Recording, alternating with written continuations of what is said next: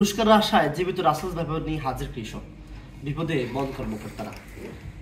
আমরা জানি যে বর্তমান সময়ে বাংলাদেশের প্রেক্ষাপটে সামাজিক যোগাযোগ মাধ্যম কিংবা গণমাধ্যমে একটি খবর নিয়ে বেশ আলোচনা চলছে, সেটা হচ্ছে বাংলাদেশের রাসেলস ব্যাপার সাপের যে প্রকোপ, বিশেষ করে নদী অববাহিকার যেসব জেলা রয়েছে সেসব জেলায় কিন্তু এই সাপটি দ্রুত ছড়িয়ে পড়েছে এবং অনেকে সাপটি মেরে ফেলছেন বা অনেকেই সাপটির ছোবলে এখন পর্যন্ত মারা যাওয়ার খবরে কিন্তু গণমাধ্যমে এসেছে। এবং এই মুহূর্তে যে খবরটি কিছুক্ষণ আগে প্রকাশ পেয়েছে যে একজন কৃষক তিনি রাসেলস ব্যাপার সাপটি ধরে নিয়ে এসেছেন।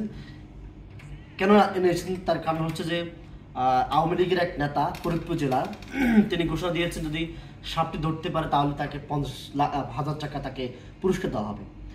এবং কৃষক সেই নিয়ম অনুযায়ী, তার নাম হচ্ছে রেজাউল খান, বয়স 32 বছরের, তিনি যখন সাপটি ধরে নিয়ে এসেছেন তখন আওয়ামী লীগের সেই নেতা বলেছেন যে বন কর্মকর্তাদের হচ্ছে যে শিকার প্রাপ্তি লাগবে এবং তার জন্য তিনি বন বিভাগে গিয়েছেন। সেখানে যাওয়ার পরে এক ধরনের এলাহি কাণ্ড ঘটেছে এবং সে যখন প্রাপ্তি শিকার জন্য কাগজপত্রের জন্য গিয়েছে তখন বন কর্মকর্তারা তারা নিজের বিবেকে পড়ে গেছে, কারণ এই সাপটি এই মুহূর্তে তারা কি করবেন যদি তাদেরকে আক্রমণ করে সাপটি, তাদের ভয়ে আতঙ্কে হয়ে গেছে এবং সেটি কিন্তু গণমাধ্যমে খবর প্রকাশ হয়েছে এবং আমি দেখেছি কিছুক্ষণ আগে যে সময় টিভি নিউজটি করেছে এবং এখানে বলা হয়েছে যে আওয়ামী লীগ নেতার ঘোষিত 50,000 টাকা পুরস্কার আশায় জীবিত রাসেল ব্যাপার সাপ নিয়ে ফরিদপুর প্রেস ক্লাবের সামনে গেলেন রেজাউল খান নামের এক কৃষক। পরে সাপটি বন বিভাগে হস্তান্তর করতে গেলে সেটির প্রাপ্ত স্বীকার পত্র দিতে অস্বীকার করে কর্মকর্তারা। তারা জানান সাপটি ধরাই বেআইনি।